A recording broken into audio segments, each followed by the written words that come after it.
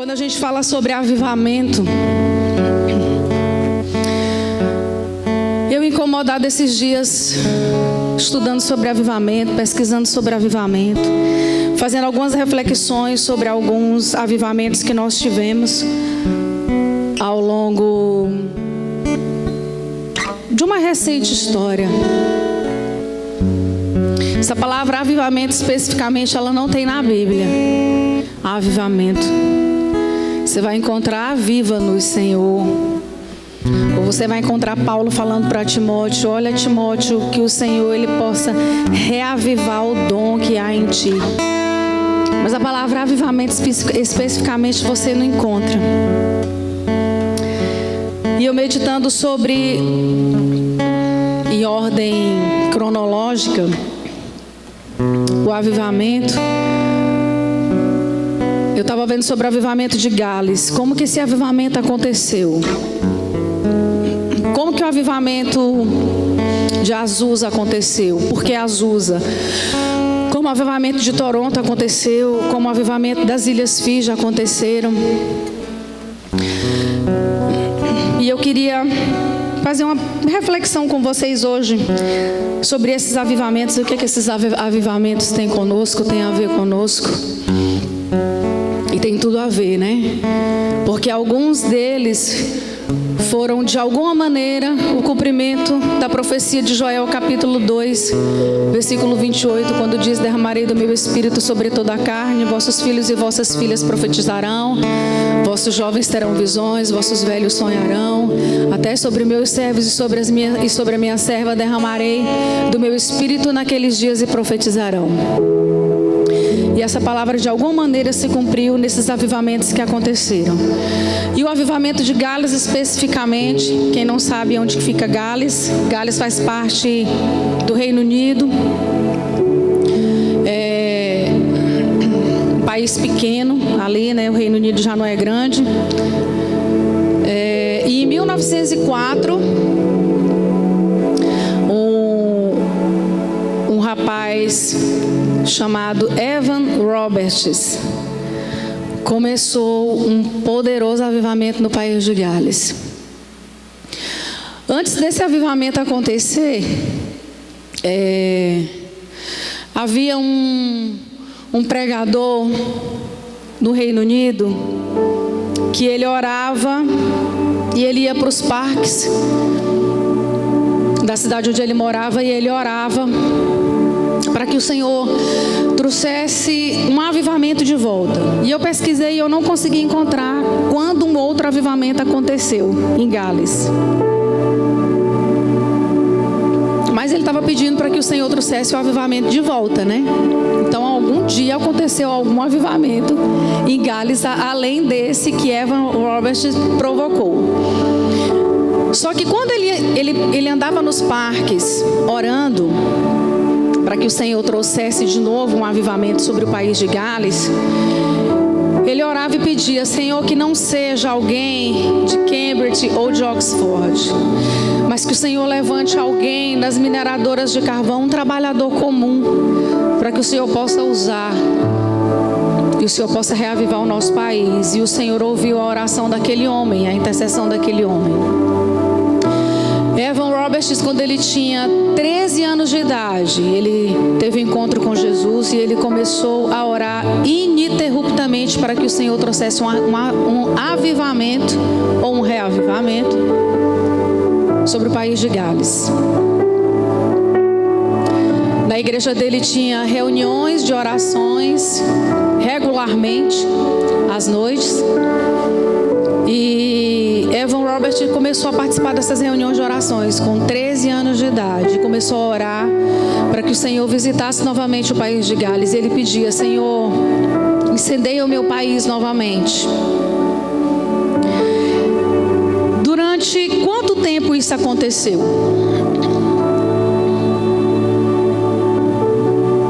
Durante quanto tempo você acha que Evan Roberts orou e o Senhor fez com que o avivamento começasse a acontecer no país de Gales?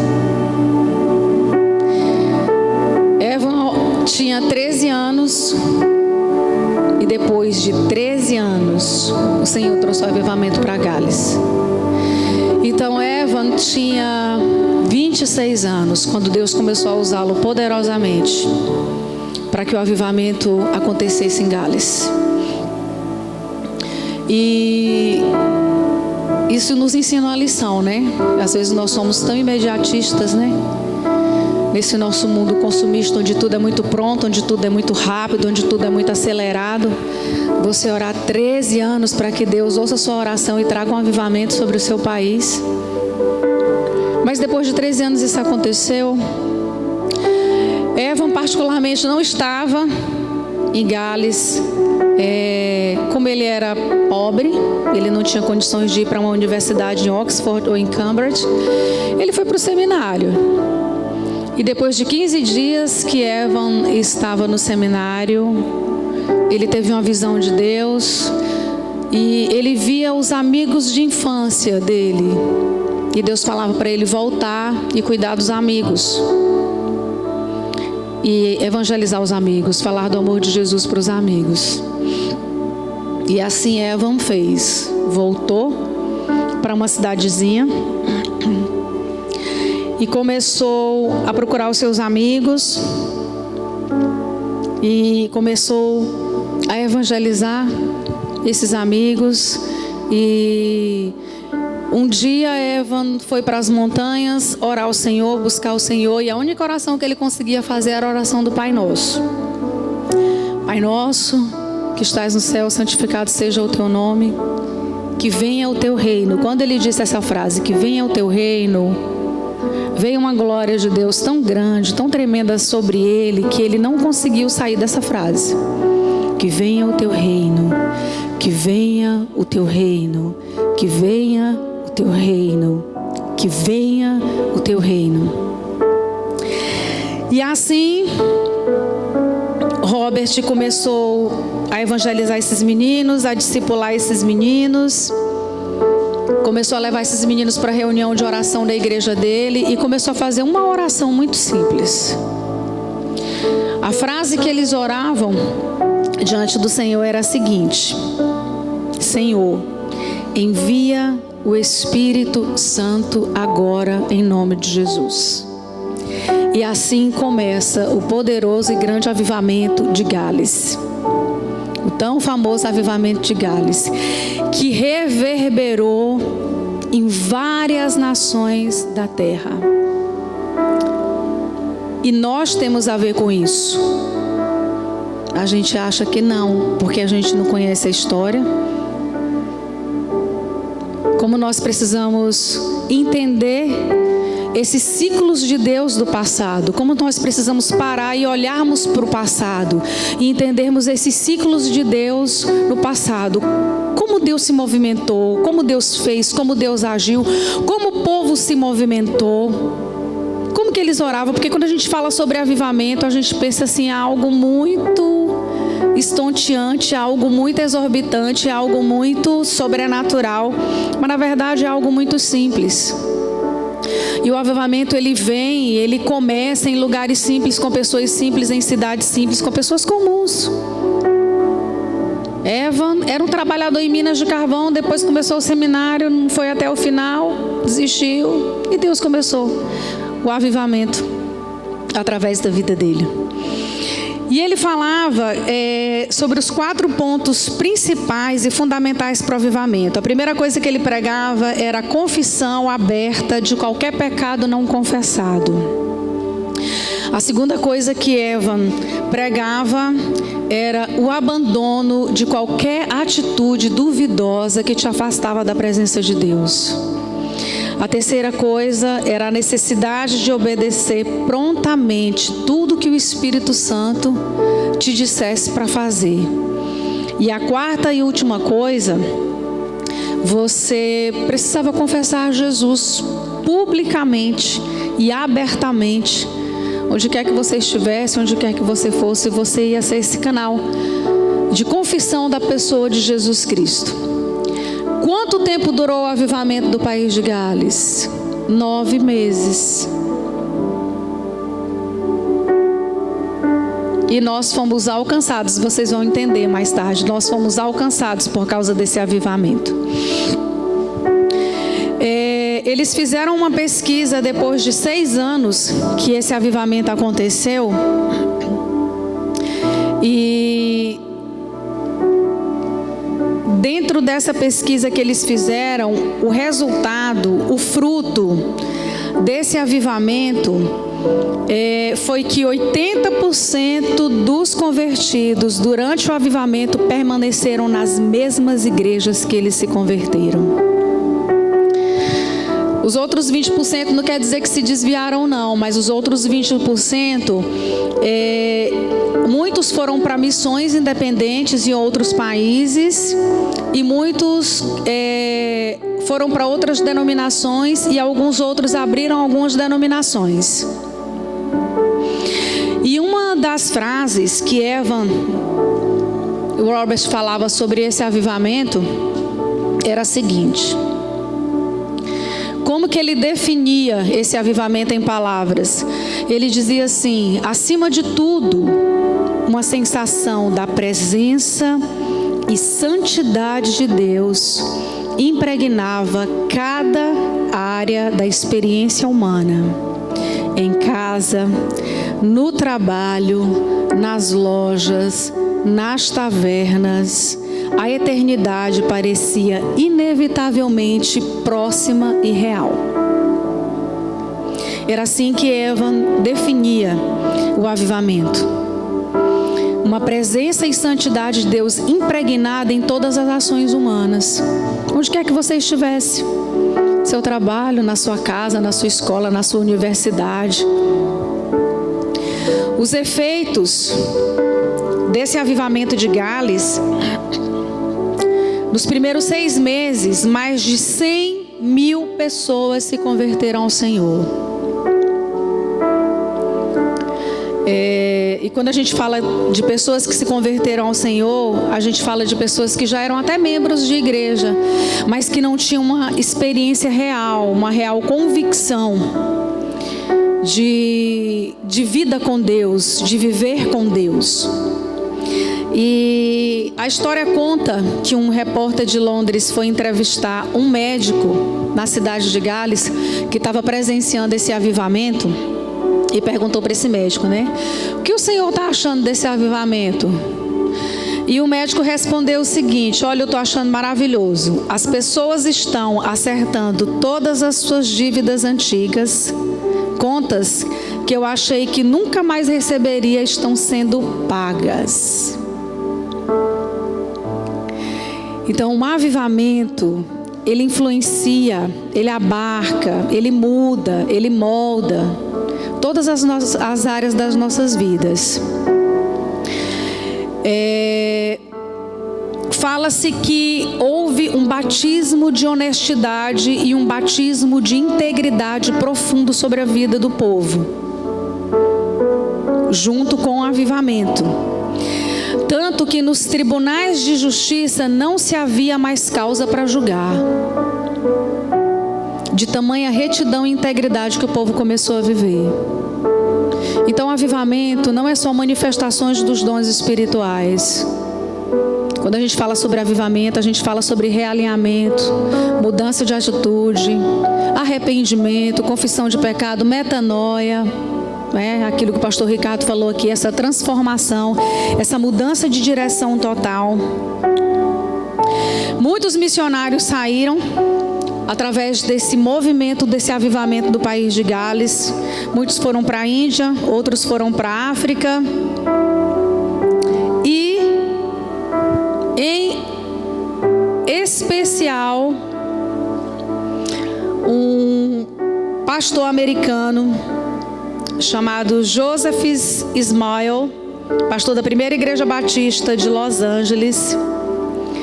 Ele foi pessoalmente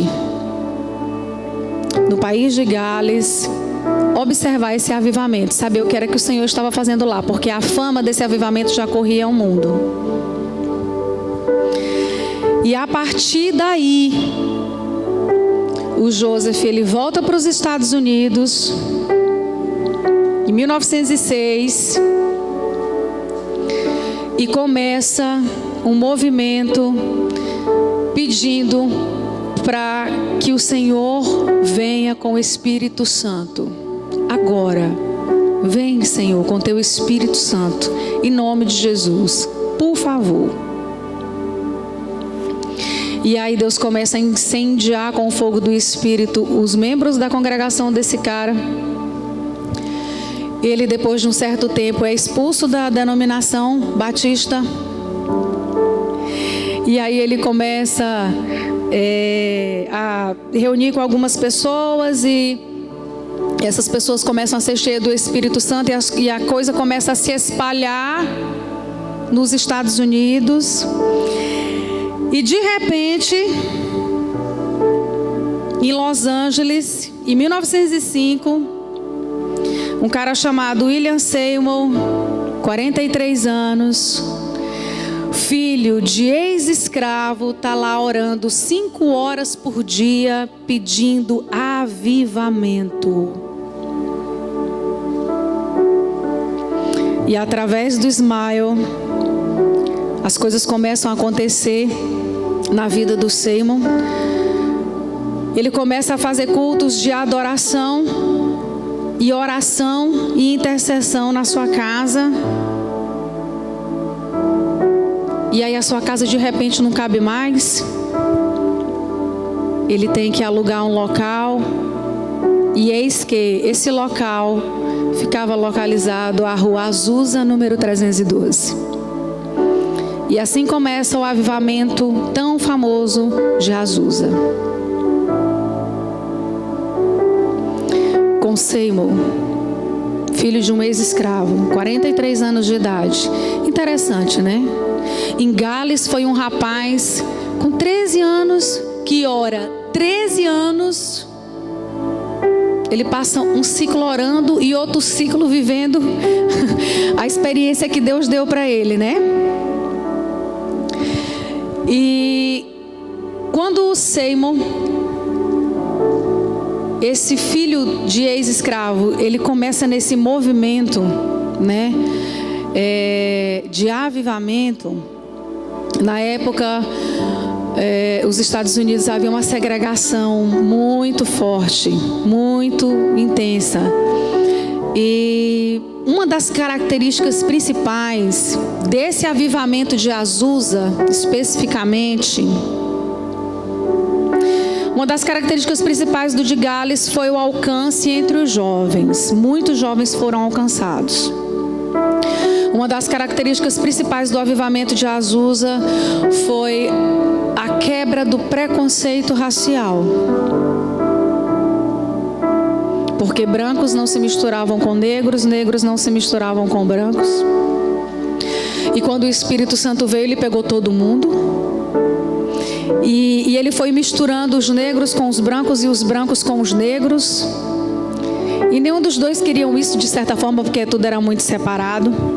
Mas o Senhor queria. E assim o avivamento de Azusa começa a tomar uma proporção gigantesca. E os dons do Espírito Santo começam a se espalhar no meio da igreja. E muitas curas, muitos milagres, muitos prodígios, muitos sinais o Senhor começou a fazer. E houve essa interação, essa mistura interracial muito forte, que foi quando Deus começou a quebrar esse preconceito nos Estados Unidos. Hoje, 660 milhões de cristãos evangélicos no mundo. De 660 milhões de cristãos evangélicos no mundo, 600 milhões pertencem diretamente ao avivamento que aconteceu em Azusa. Muito, né? O avivamento da Rua Azusa, ele durou intensamente 3 anos, mas ele perdurou por volta de 15 anos. Ele foi o maior instrumento para o mover pentecostal da história do mundo, onde começou o maior segmento da igreja evangélica, foi no avivamento da Rua Azusa. William Durman recebeu o batismo com o Espírito Santo em Azusa. E esse cara, ele formou missionários na sua igreja em Chicago, como por exemplo, o Bell, que ele foi fundador das igrejas Assembleias de Deus nos Estados Unidos. Ele formou um missionário como Daniel Burg. Alguém já ouviu falar de Daniel Burg? Sabe quem foi Daniel Burg? Fundador das Assembleias de Deus no Brasil.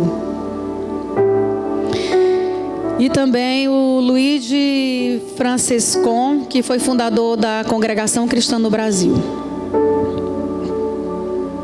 Então, eu e você, nós somos frutos do avivamento de Azusa.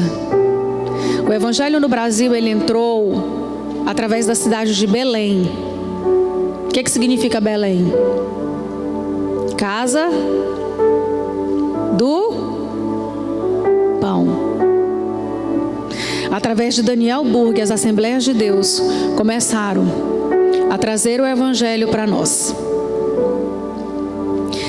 E o William Seymour, que foi um dos principais mentores desse avivamento de Azusa, ele profetizou antes de morrer que depois de 100 anos Deus enviaria outro avivamento ao mundo. E esses 100 anos completou em 2015. E nós estamos orando a igreja no mundo inteiro para que o Senhor venha novamente com um avivamento. E em algum lugar vai acontecer. Pode acontecer a qualquer momento, em algum lugar do mundo um avivamento pode estourar. Pode ser aqui, pode ser em outra cidade do Brasil, pode ser em outra cidade da América do Sul, pode ser em algum país da América Latina, pode ser em algum país da Europa. E aí, depois desse avivamento de Azusa, outro avivamento que marcou muito foi o avivamento de Toronto, em 1994. O avivamento de Toronto já é bem mais recente. Ele foi provocado por Randy Clark em uma conferência comum, em uma igreja pequena, perto do aeroporto de Toronto, e o Senhor veio de uma forma muito poderosa e intensa nos dias daquela conferência. E ali foi quando houve o boom do Ministério Vineyard. Quem já ouviu falar no Ministério Vineyard? Então, foi no avivamento de Toronto. Nós temos até uma canção muito famosa, que é aquela: me derramar, dizer que te amo. Essa canção foi uma das canções dadas durante esse processo de avivamento da cidade de Toronto. Depois desse avivamento de Toronto, a gente teve Gales, Azusa, Toronto. Teve um também em 1907 na Coreia, né? Um avivamento também muito poderoso na Coreia. Mas a história de avivamento mais recente que a gente tem é o avivamento nas Ilhas Fiji. E tem uns 10 anos, não, acho que tem mais, uns 15 anos mais ou menos, 12 alguma coisa, que eu tive conhecimento desse avivamento nas Ilhas Fiji. Eu assisti todos os DVDs que contam sobre a história desse avivamento. E eu queria compartilhar com vocês algumas coisas desse avivamento das Ilhas Fiji. A República Democrática Soberana de Fiji, ela fica situada no Pacífico, no continente da Oceania. É um país que tem 2 grandes ilhas e 110 ilhas bem pequenas. A população total de Fiji dá em cerca de 930 mil habitantes. Dentre esses habitantes, você vai encontrar indianos, você vai encontrar polinésios, você vai encontrar chineses. Eles são bem misturados. A população vive do comércio, vive da agricultura, do turismo, né? Também. A religião nas Ilhas Fiji, 58% da população é cristã, 33% é hindu, 7% é muçulmano, e há uma proporção pequena de judeus e algumas outras religiões, mas as maiores denominações evangélicas de Fiji é a Metodista, a Assembleia de Deus e a Igreja Anglicana. Só que a igreja de Fiji era uma igreja muito voltada para si mesma, não havia unidade entre as igrejas, havia uma disputa por poder, havia uma influência política muito grande nas igrejas de Fiji, denominacionalismo e um povo de muitas alianças quebradas. E no ano de 2000, olha que nós estamos falando de ontem, há 20 anos atrás. No ano de 2000, o país começa a entrar em uma crise profunda. E durante 56 dias, os rebeldes, eles começaram a quebrar lojas, a praticar vandalismo. Eles cercaram a casa do primeiro-ministro e eles quiseram sequestrar o primeiro-ministro das Ilhas Fiji. O país estava completamente dividido politicamente, tinha muitas lutas internas por poder, estava um caos, a economia em crise, muita violência, e Fiji começou a passar por uma situação econômica até então nunca vista nesse país. Uma divisão muito grande, principalmente politicamente falando. Então o país estava entrando em um colapso econômico e a igreja de Fiji, ou as igrejas de Fiji, elas começaram a entender que elas tinham um propósito naquilo ali, que elas precisavam se levantar. Então a igreja que até então era uma igreja sem autoridade, era uma igreja de competições religiosas, começou a passar por profundo nível de quebrantamento. E os líderes dessas igrejas, eles começaram a se reunir para orar juntos. Dessa Metodista, Anglicana, Assembleia de Deus. Então a igreja começou a cair de joelhos diante do Senhor, para que o Senhor viesse e mudasse a história daquele país, Então eles começaram intercessões profundas e intercessões proféticas sobre a nação. Quando eu comecei a relembrar essa história aqui de Fiji, na época que eu assisti a primeira vez os DVDs, não fez tanto sentido para mim como fez agora, porque eu achei incomparavelmente parecido com a nossa situação no Brasil. Um país dividido, um país politicamente dividido, onde a gente viu aí nas últimas eleições a igreja despontando, se levantando, orando pelas eleições, participando ativamente das eleições, orando pelo candidato à presidência da República, que não tinha nenhuma possibilidade de ser vitorioso. E aí você sabe como foi que ele ganhou, Saiu fora da caixa e do sistema que a gente estava acostumado a ver. E eu nunca tinha visto um presidente declarar Brasil acima de todos e Deus acima de tudo, Esse é o lema da campanha dele. Eu nunca tinha visto isso. Eu nunca tinha visto um presidente orar, a esposa do presidente orar. Nunca foi comum para mim isso na política brasileira. E você de repente começa a ver isso e você entende que a igreja brasileira, ela se movimentou de alguma maneira para isso. Então as orações começou a mudar a história de Fiji.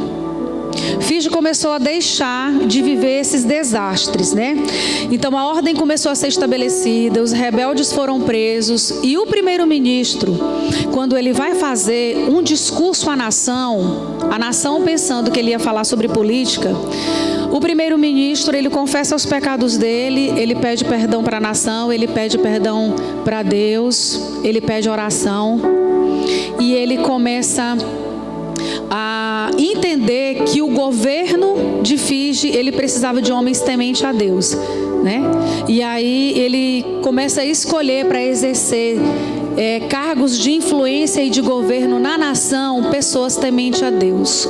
É ou não é parecido com o que está acontecendo aqui no Brasil? embora você veja alguns que não são crentes, entre aspas, né? Porque a gente é no nosso evangeliquez, né? A gente acha que os cristãos é só a gente, que a gente parece que é assim meio muçulmano, né? Os outros são tudo infiéis. Só nós que somos os fiéis. Mas olha como o nosso governo ele tem se movimentado para colocar pessoas tementes a Deus, pessoas justas no governo, né?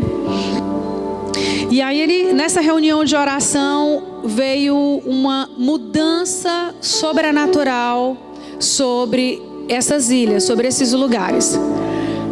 Primeiro, através dessa unidade da igreja, veio uma conversão de vidas avassaladora, né?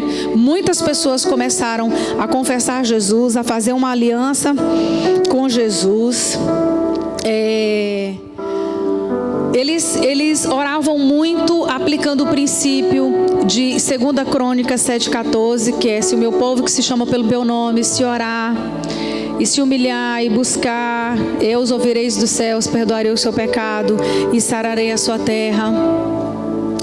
E quando eles começavam a orar e eles começavam a se reconciliar, Deus começou a mudar a história daquele povo. Então, como eram povos, como são povos tribais, eram ilhas muito carregadas de feitiçaria, muito carregadas de idolatria, muito carregadas de magias negras, né? E tinha ilhas onde as águas eram amargas. A população não podia usufruir da água daquele lugar, porque a água ela era leitosa, ela era grossa. E a partir do momento que eles confessaram os pecados e começaram a se perdoar e começaram a trabalhar essa questão da reconciliação, Deus curava as águas. Árvores que não davam frutos começou a dar frutos inexplicavelmente, e frutos grandes. Gente, todo esse assunto sobre o avivamento das Ilhas Fiji você encontra, graças a Deus, hoje disponível à vontade na internet. Coloca lá no YouTube Avivamento Ilhas Fiji e você vai ver tudo isso aqui com seus olhos, do que eu estou falando, assim, o testemunho, o primeiro-ministro discursando, o pessoal falando como que foi.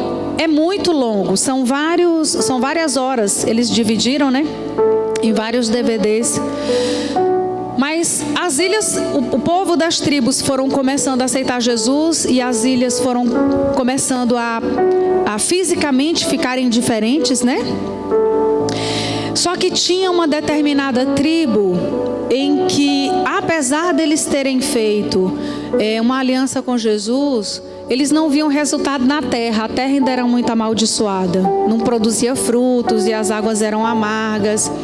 E eles começaram a se interrogar e a perguntar: poxa, por que as outras tribos, elas fizeram um compromisso com Jesus e tudo mudou na vida delas e nós não?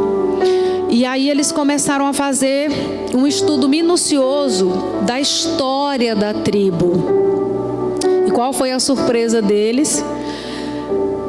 Que eles descobriram que há um determinado tempo atrás, na história dessa tribo, um evangelista americano tinha ido para lá evangelizá-los, especificamente esse local, essa tribo. E eles, com muita raiva desse missionário, né, que estava pregando o evangelho, o único Deus, e para eles deixarem as feitiçarias e a adoração dos ídolos, eles mataram esse missionário e eles cometeram canibalismo com esse missionário. Quando eles pesquisaram a história deles, que eles entenderam isso, eles pediram para que os descendentes desse missionário fossem até a tribo, porque eles queriam pedir perdão e se reconciliar com eles. E tem isso também no DVD, gente, é lindo. Muito, muito, muito, muito lindo. Você chora do início ao final. Tem os descendentes desse missionário indo até essa tribo, e de um por um, os habitantes dessa tribo eles pararam diante dos descendentes e eles pediram perdão. E a partir dessa ação, desse movimento, a terra dessa tribo, ela foi completamente curada. Então é a história de avivamento mais recente que a gente tem, né? E eu acredito que a gente pode aprender muito com esse ciclo de avivamento que nós tivemos em Fiji a respeito da nossa própria nação. Nós como povo, nós como nação brasileira, né?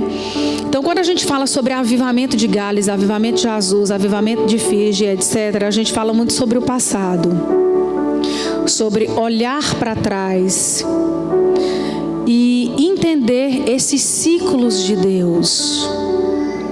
Como que Deus se movimentava, como que esse avivamento de Fiji aconteceu em uma nação dessa maneira. Já foi completamente diferente de como Deus se movimentou em Gales, através dos jovens, de como Deus se movimentou em Azusa, através dos dons fortemente, né?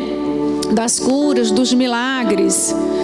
E em Fiji já foi diferente, já foi mais com unidade da igreja, já foi mais com reconciliação. Foi a principal palavra do avivamento de Fiji, reconciliação. Eu queria que você abrisse sua Bíblia em Jeremias capítulo 6.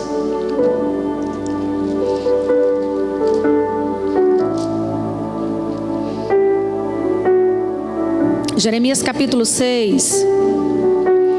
Versículo 16 diz assim: ponham-se, assim diz o Senhor, ponham-se nas encruzilhadas e olhem, perguntem pelos caminhos antigos, perguntem pelo bom caminho. Então aqui o Senhor está falando assim para nós: olha,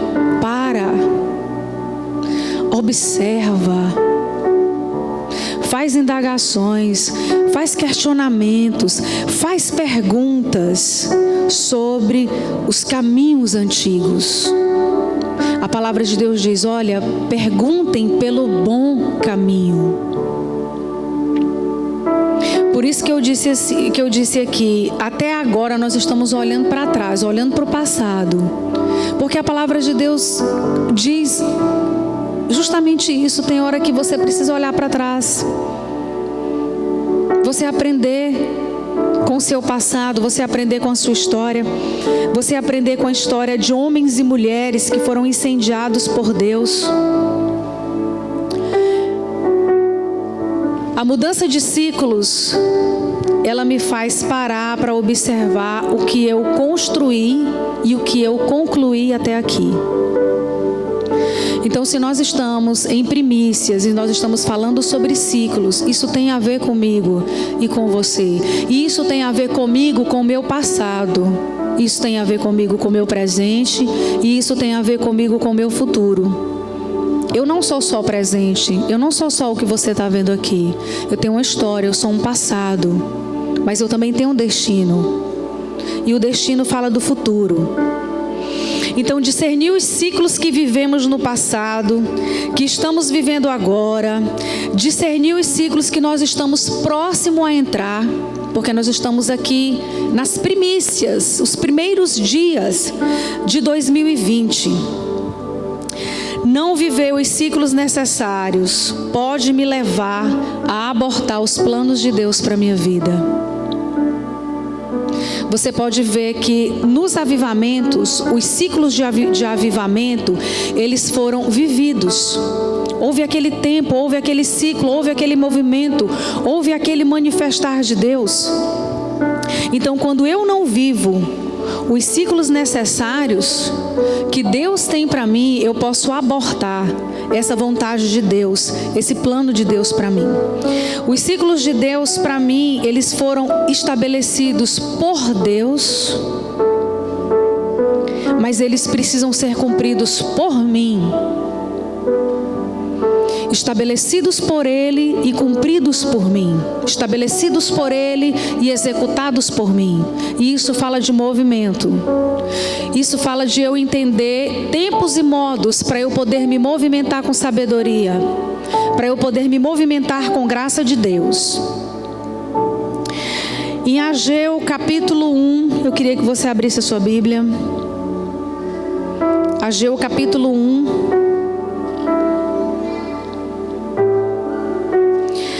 Ageu capítulo 1 vai dizer assim: no primeiro dia do 6º mês do 2º ano do reinado de Dário, a palavra do Senhor veio por meio do profeta Ageu ao governador de Judá, Zorobabel, filho de Sealtiel, o sumo sacerdote Josué, filho de Jeozadaque, dizendo: assim diz o Senhor dos exércitos, este povo afirma, ainda não chegou o tempo de reconstruir a casa do Senhor. O povo afirma. Aqui não está dizendo que Deus está dizendo ao povo que ainda não chegou o tempo de vocês reconstruírem a minha casa. Aqui o profeta está dizendo que o povo afirma, o povo está dizendo que ainda não chegou o tempo de reconstruir a casa do Senhor. O povo estava vivendo em um ciclo diferente do que Deus queria. Deus estava em um outro ciclo. Deus estava em um ciclo de construção e reconstrução. E o povo estava no ciclo de ainda não chegou o tempo de construir a casa do Senhor. Ainda não chegou o tempo de eu me movimentar. Ainda não chegou o tempo de eu fazer a obra de Deus. Ainda não chegou o tempo de eu ir mais fundo com o Senhor. Ainda não chegou o tempo de eu ler esse livro. Ainda não chegou o tempo de eu exercer minha profissão para o reino dele, para a glória dele. Ainda não chegou o tempo de eu ter mais compromisso, de eu ser mais comprometida com o reino, de eu ser mais comprometida com a causa do Senhor. Por isso, a palavra do Senhor veio novamente por meio do profeta Ageu. Acaso é tempo de vocês morarem em casas de fino acabamento, enquanto a minha casa continua destruída? Ou seja, era Deus falando: olha, eu mudei o ciclo, eu estou em outro ciclo, eu estou querendo fazer outras coisas, eu estou querendo estabelecer um tempo de construção e vocês não estão entendendo. Agora assim diz o Senhor dos Exércitos: vejam aonde os seus caminhos os levaram. Enquanto vocês estão vivendo os próprios ciclos de vocês, olha o resultado disso, olha no que isso vai dar. Vejam aonde os seus caminhos os levaram. Aí o povo não estava percebendo aonde os caminhos deles tinham levado eles. E o profeta teve que falar: vocês têm plantado muito e colhido pouco. Pode prestar atenção. Vocês comem, mas vocês não se fartam. Vocês bebem, mas vocês não se satisfazem. Vocês vestem-se, mas vocês não se aquecem. Aquele que recebe salário, recebe para colocar numa bolsa furada. Vocês não estão percebendo que vocês estão fora do meu tempo, que vocês estão fora do meu ciclo?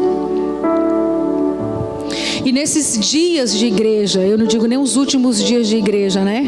Apesar de que considerar você falar sobre os últimos dias de igreja, porque de fato estamos. Nós precisamos ter o espírito de discernimento que havia sobre os filhos de Isacar, que era a tribo que sabia discernir os tempos e modos. E quando eles discerniam os tempos, eles estavam alinhados com o Kairós de Deus.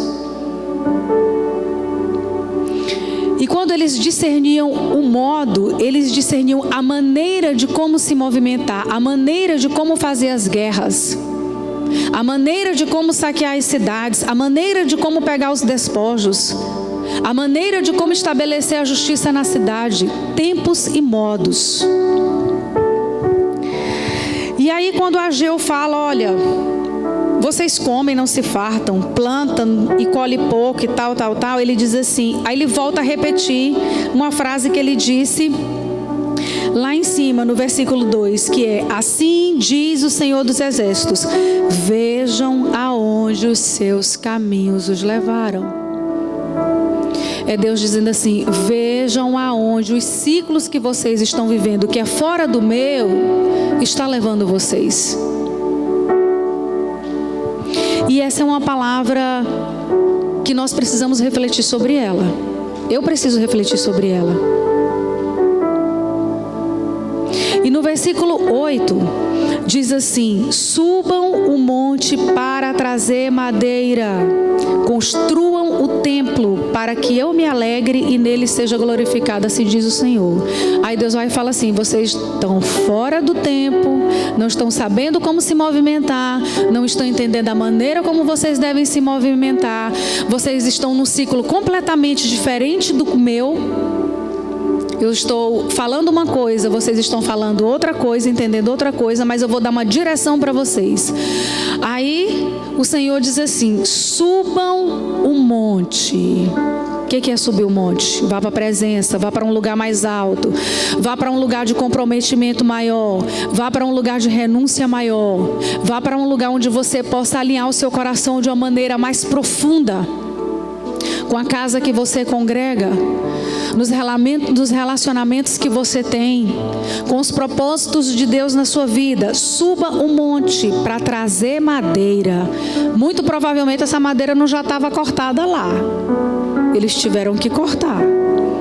Eles tiveram que ter todo um trabalho para subir um monte, para trabalhar lá em cima, para cortar essa madeira, para pegar essa madeira, para descer o monte e construir o templo. E o Senhor fala aqui: para que eu me alegre nele, seja glorificado. Aleluia. Quando nós fazemos uma rifa para conseguir uma certa quantidade de dinheiro, nós estamos subindo o monte para cortar madeira, para descer com essa madeira, para poder construir esse templo, esse lugar de oração, esse lugar de adoração, esse ambiente onde você tem o discernimento de entender o tempo e o modo para se movimentar nesse lugar, nessa casa. Para quê? Para que o Senhor se alegre e seja glorificado. Amém? Aleluia.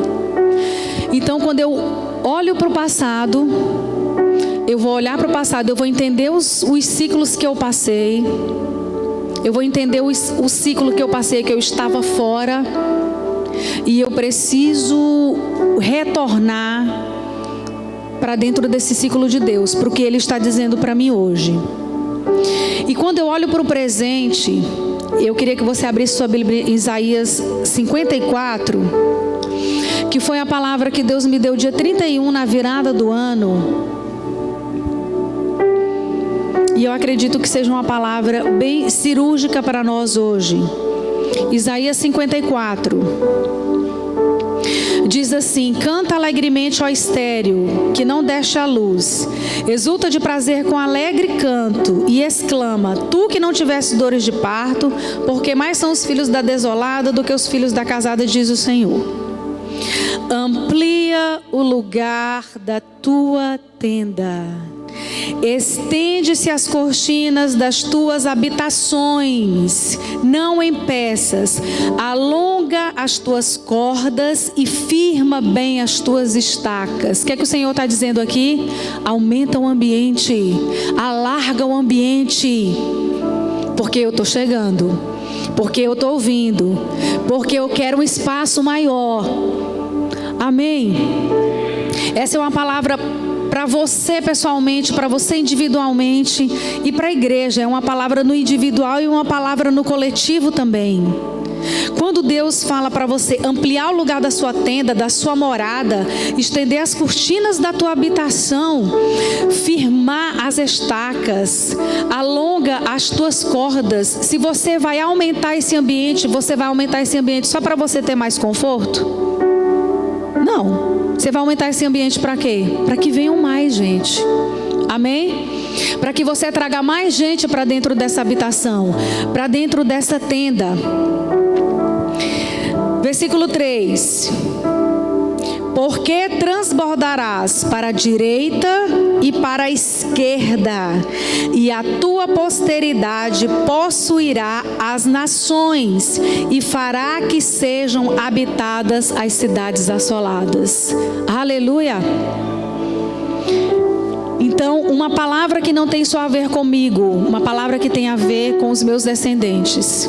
Uma palavra que tem a ver, uma palavra de alargar a tenda, de estender, de crescer, de expandir. Uma palavra onde eu sei que a presença de Deus, ela pode vir de uma maneira muito poderosa nessa congregação e em outros lugares do mundo também. Através da minha vida, através da sua vida, onde você estiver. Então é tempo, nesse ciclo, nesse tempo, nesse dia que se chama hoje, nós entendemos esse Kairos de Deus, de santificarmos todas as coisas para o Senhor. Santificarmos não só a nossa vida, o nosso coração, que a gente é muito clichê nisso. Santificarmos as nossas profissões. Santificarmos os nossos sonhos. Os nossos ouvidos. Para não ouvir qualquer coisa, para não ouvir qualquer música. Para a nossa alma não se deleitar com qualquer prazer. Tem alguns que dizem que as mudanças importantes na nossa vida, elas acontecem em torno de entre 7 e 10 anos. E o pastor falou outro dia aqui que nós como casa estamos completando 7 anos. Estamos nesses 7 anos, né? Entender que a vida acontece em ciclos vai me dar um senso de direção. Porque eu entendo onde eu estava, eu entendo como eu estava me movendo, se no ciclo de Deus ou se no meu, e como eu preciso me movimentar agora. E como eu preciso entender o ciclo que Deus está falando comigo agora, que eu preciso viver. Quando nós falamos sobre esse número 7 e esses 7 anos, que a palavra de Deus diz que o 7º ano é o ano do desfruto, do descanso, do deleite, né? É o ano onde se trabalha menos, mas colhe-se igual. Colhe-se o que já plantou nos anos anteriores. Tá, mas e o 6º ano, o que é que significa? E o 5º ano? E o 4º ano, o 3º ano, o 2º ano e o 1º ano? Eu vou falar aqui para vocês o que é que significa cada ano. E você pode conectar esses anos a algumas coisas na sua vida. Você pode conectar a quantidade de anos que você tem aqui nessa casa. Você pode conectar a quantidade de anos que você está na faculdade. Enfim, o Espírito Santo vai falar aí com você. Então, 1º ano, nós vamos até o 7º, que o 7º todos nós já sabemos que é o ano de descanso. Então, 1º ano. 1º ano é o ano da aprendizagem. Em cada área é assim que funciona. O 1º ano de qualquer coisa é para aprender como fazer e agir. O 1º ano é para estabelecer bases e fundamentos. O 1º ano é o ano de ganhar experiências. 1º ano. O 2º ano é o ano do serviço. É tempo de praticar o que se aprendeu no 1º ano. É tempo de trabalho e de não obter muitos resultados, mas de conquistar reconhecimento pelo serviço. Muitos desistem no 2º ano, porém não há vantagem em desistir. Pois quando assim fazemos, nós não concluímos nada e sempre estaremos voltando ao início. Quem não cumpre o 2º ano, sempre volta para o 1º e não sai do 1º. Então, o 1º ano, o ano da aprendizagem, o 2º ano, o ano do serviço, o 3º ano, ano da aliança. Esse ano da aliança é um ano de familiaridade, de proximidade, de adquirir confiança nos relacionamentos. Somente após 3 anos nós podemos dizer que nós temos aliança. Foi assim que Jesus fez. Após 3 anos, Jesus começou a chamar os seus discípulos de amigos. Está lá em João 15:15. Então, é no terceiro ano, o ano da aliança, que nós vamos checar de fato a realidade e a intensidade dos nossos vínculos. O quarto ano é o ano da oportunidade. Lucas 13, versículos de 6 a 9. É o ano de produzir frutos em qualquer área. A figueira foi plantada na vinha, não havia produzido nenhum fruto durante 3 anos, mas ela teve a oportunidade de produzir no quarto ano. Então, no quarto ano, nós podemos esperar e trabalhar para nós colhermos o fruto. É o ano da oportunidade. O quinto ano é o ano da definição e perseverança. 2 Reis, capítulo 13, dos versos 17 ao 19. Ano da definição e perseverança. Quinto ano é o ano de perseverar. É um tempo de lutas, é um tempo onde se tem vontade de desistir, mas nós temos que guardar o nosso coração e perseverar. Pois aquele que perseverar até o fim, esse será salvo. O ano da perseverança, o ano da definição, o quinto ano. O sexto ano é o ano da bênção tríplice. Levítico 25, do versículos 20 ao 22. Nesse sexto ano aqui, e nesse texto aqui também, o povo começa a questionar como que eles iam viver o sétimo ano de descanso. Como que eles iam sobreviver se eles não iam trabalhar, né? E aí é quando Deus diz que se eles forem perseverantes e fiéis no sexto ano, eles vão produzir no sexto ano 3 vezes mais, para que no sétimo ano eles possam se alimentar daquilo que foi produzido no sexto ano. Então, o sexto ano é o ano da bênção tríplice. E o sétimo ano é o ano do descanso. É o ano que nós, como igreja, estamos.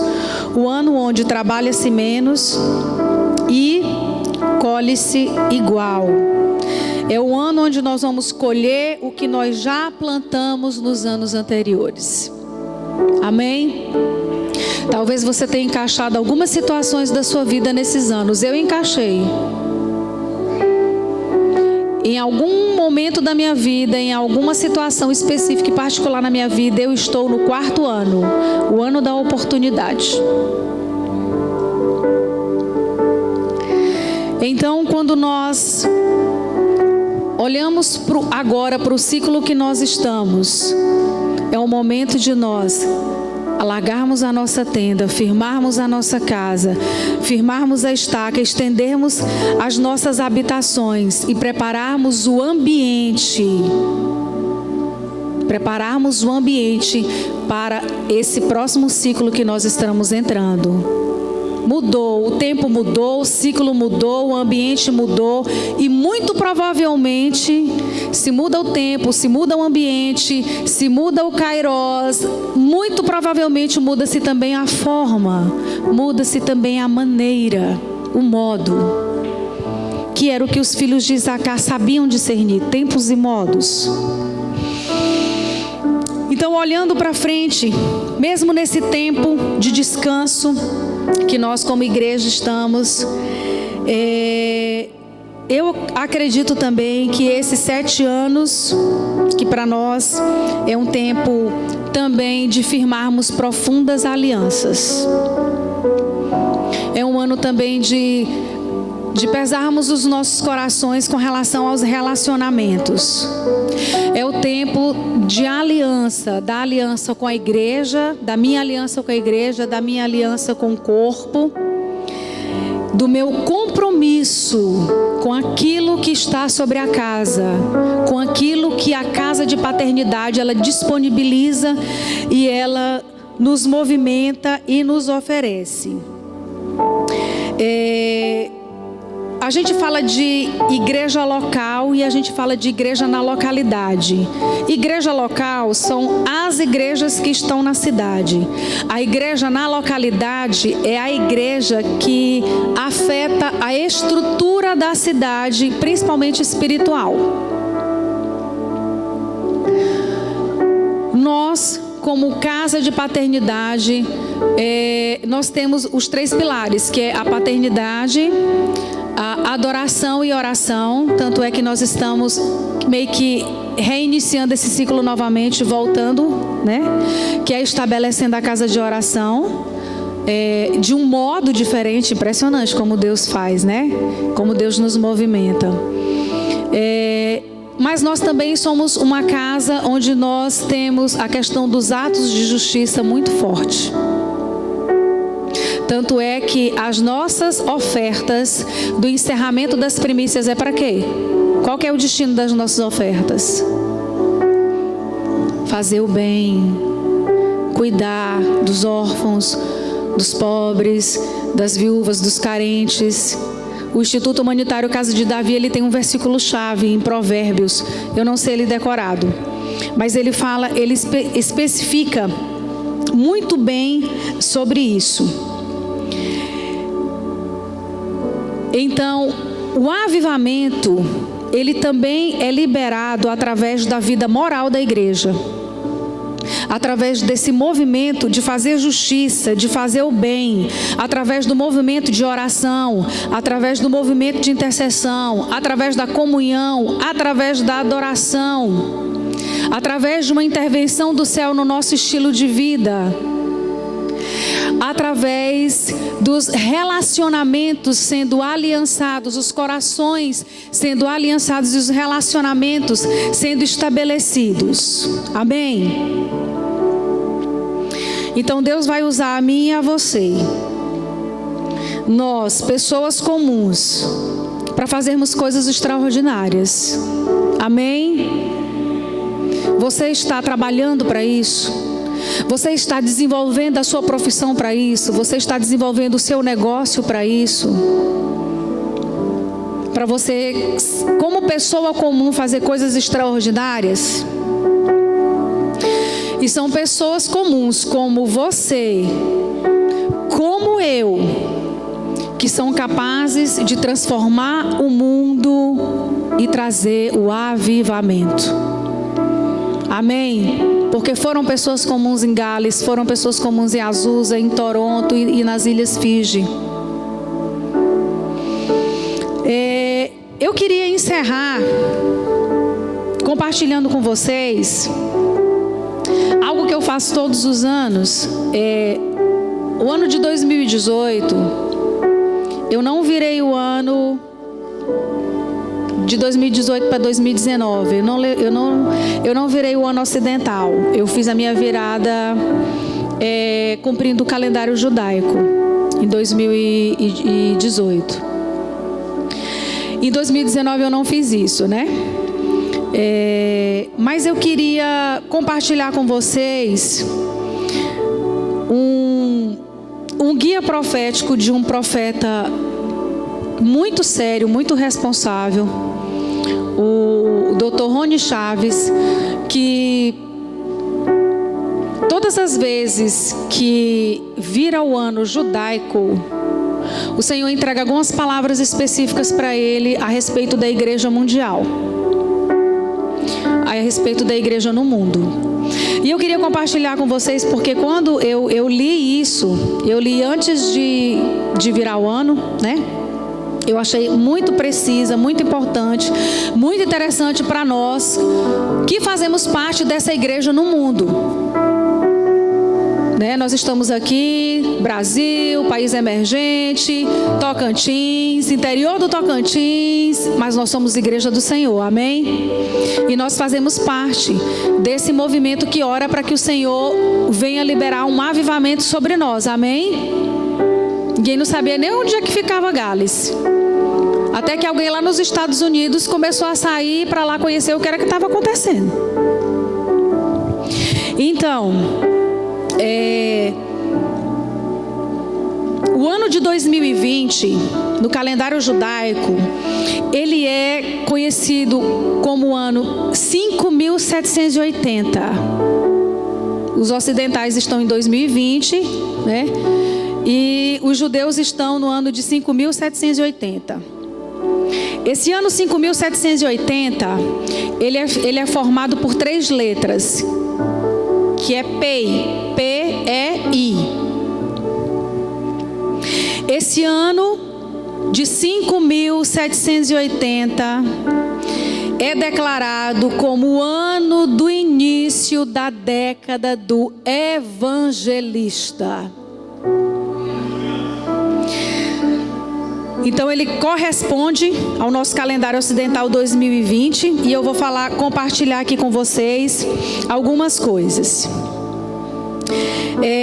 O ano judaico, ele foi virado em 29 de setembro de 2019 até o pôr do sol do dia 1º de outubro, né? Anterior ao ano de 5780, era o ano 5779, obviamente. A palavra profética liberada do ano 5770 ao ano 5779 foi uma. Os judeus, eles contam as décadas diferentes de nós, né? Não é, a gente conta de 1 ao 0, né? 1, 2, 3, tá 10. Eles contam do 0 ao 9. Então, para o judeu, a década começa agora, 5780, se inicia a década. Em 5770 a 5779 foi liberado uma palavra que essa seria a década do profeta.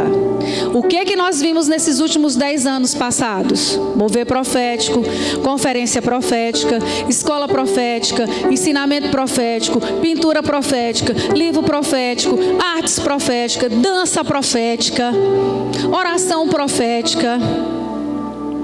Então, o profético, ele teve um avanço muito grande. Mas, a partir de agora, é o evangelista que vai avançar. Então, nós vamos ver aqui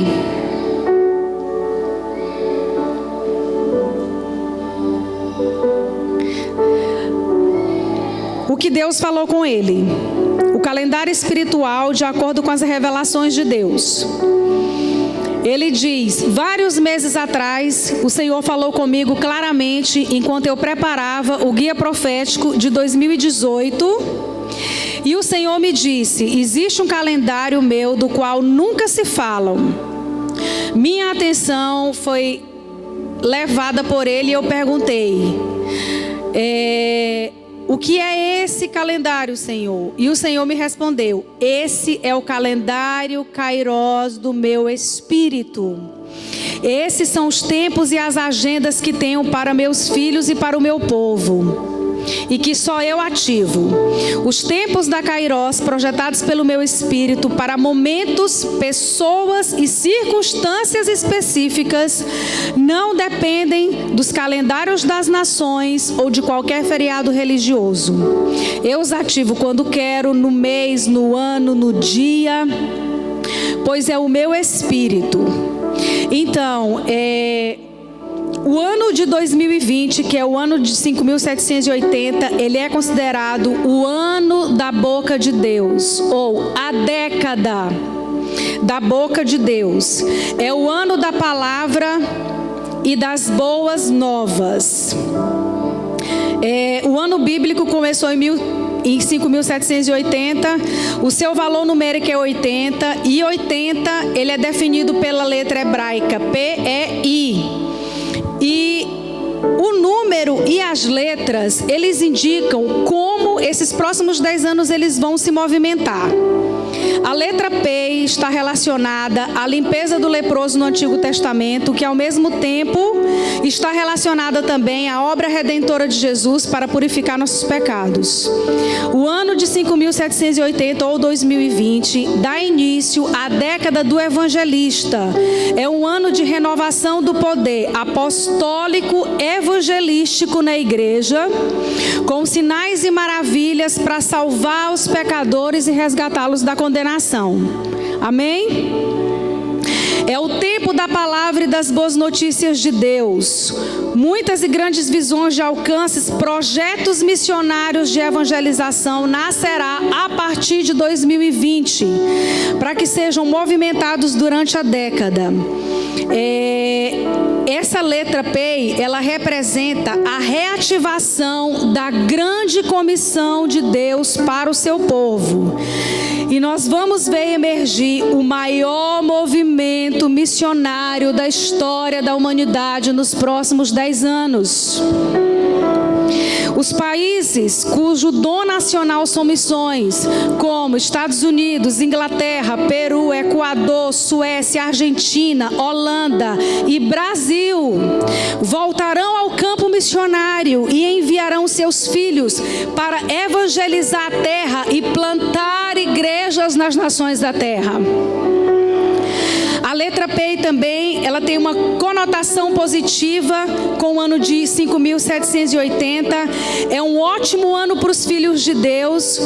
Nós vamos reiniciar apaixonadamente tarefas de evangelismo aos perdidos.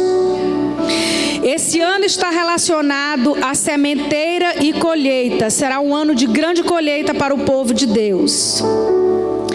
Esse ano também nos anuncia um ensino especial de Deus para evangelizar e reevangelizar as nações com o evangelho do Senhor. Será um tempo de retirada das forças de Satanás das nações. Milhões de pecadores serão salvos por Deus. Serão épocas de grande colheitas de alma em várias partes do planeta. Esse ano também, de 5.780, ele tem a ver com a palavra comunicação. Então, o Senhor, ele vai dar fluxos de boas novas, de compartilhamento, de relacionamento, de comunicação.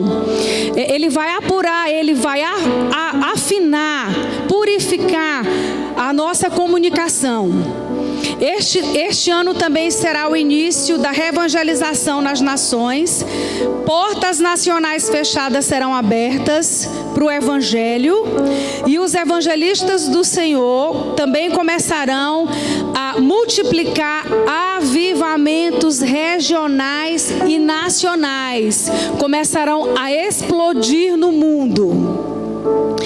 E nesse guia profético aqui, ele ainda diz... haverá um enorme aumento na manifestação do sobrenatural de Deus e milagres entre os homens, pois Deus manifestará sua grandeza e o seu poder.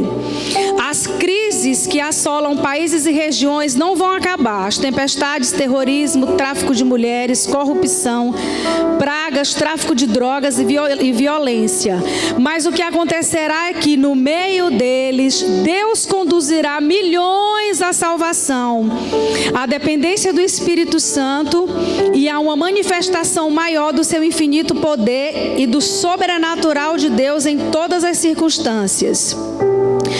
Então será um ano onde nós precisamos ensinar no nosso ministério sobre a autoridade e o poder de Deus para fazer maravilhas, sinais e prodígios.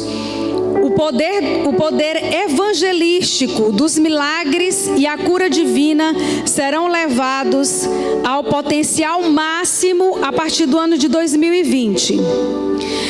O Senhor ordenou que Rony Chaves, ele fechasse o ano de 2019 visitando várias nações do mundo e continuasse nos primeiros meses de 2020 visitando alguns países do mundo para ativar a nova dimensão profética da década emergente do evangelista que está se iniciando nesses dias. Com curas e poder e milagres do céu. Esse é o ano que abre a década do evangelista. Portanto, nosso Deus fará no ano novo, esse ano que se inicia, uma demonstração extraordinária do seu poder criativo, salvador e curador para atrair multidões aos pés do Senhor Jesus. o poder do evangelismo profético e dos milagres vai crescer em uma manifestação poderosa nesse ano de 5.780. Esse movimento evangelístico do Espírito Santo, ele vai continuar crescendo nesses próximos 10 anos.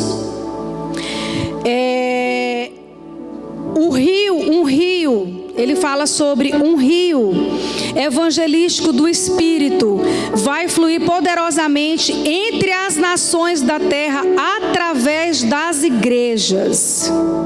Ele também diz: crise pessoal, familiar e nacional será terra fértil de oportunidades para evangelizar.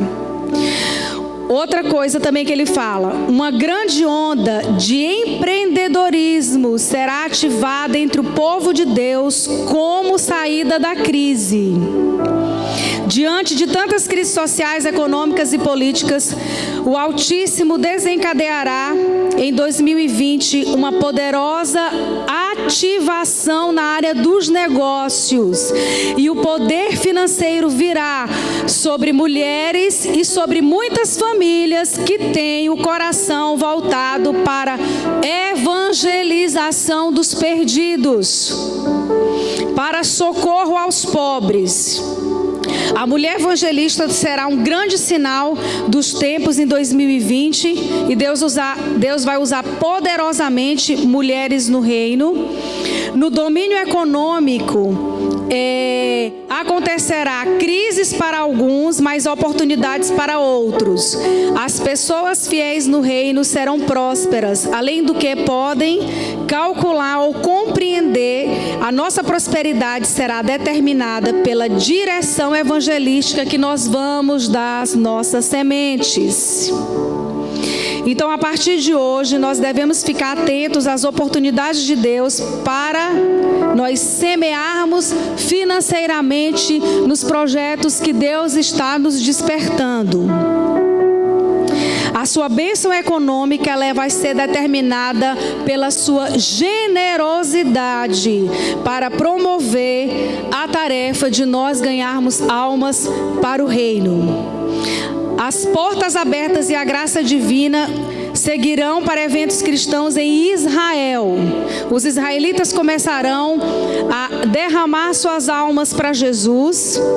Será um ano será uma década onde muitas pessoas vão subir para Israel, porque o Senhor vai estar falando poderosamente àquele povo, aos judeus.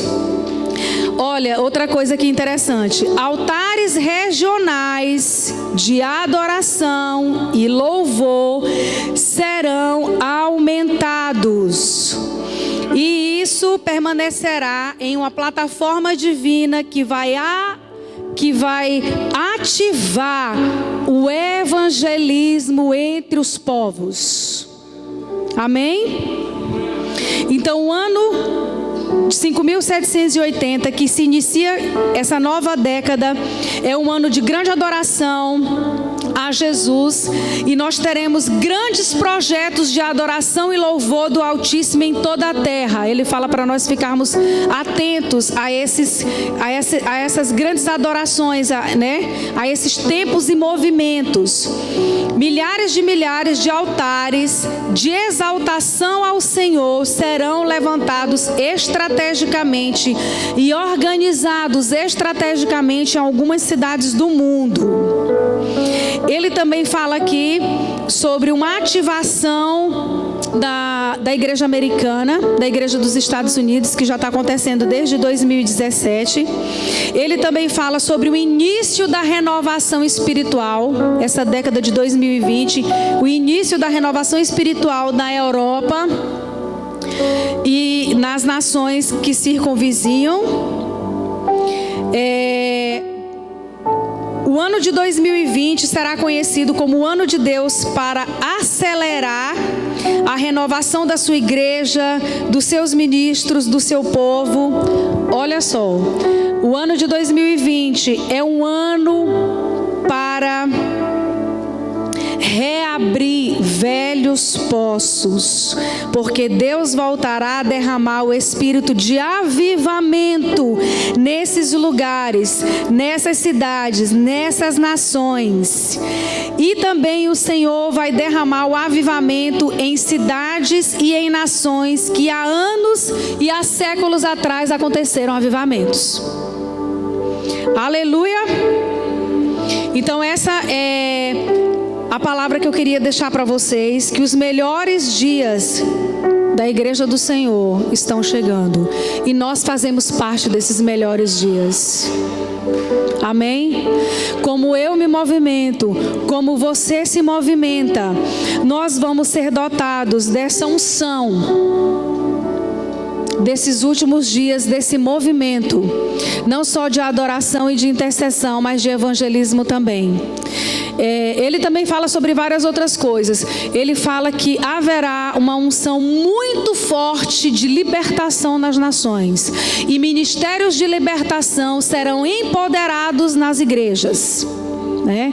Eu me lembrei que a gente nunca tinha feito uma EIFOL em janeiro. Essa vai ser a nossa primeira. Por que em janeiro, gente? Por que no início de 2020? Não é coincidência, né? Ele fala que a igreja vai ser uma maternidade, porque muitos filhos serão paridos e precisarão ser cuidados. E nós precisamos preparar essas pessoas que vão cuidar, os conselheiros, os discipuladores. Obviamente, se é a década do evangelista, se é a década para você ganhar almas, né?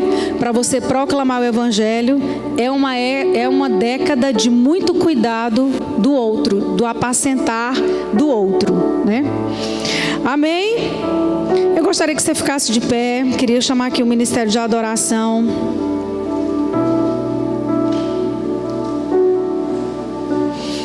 Ele fala também de ministérios de missões que serão levantados nas igrejas. Ministérios de missões que serão avivados nas igrejas. Pode apagar aqui.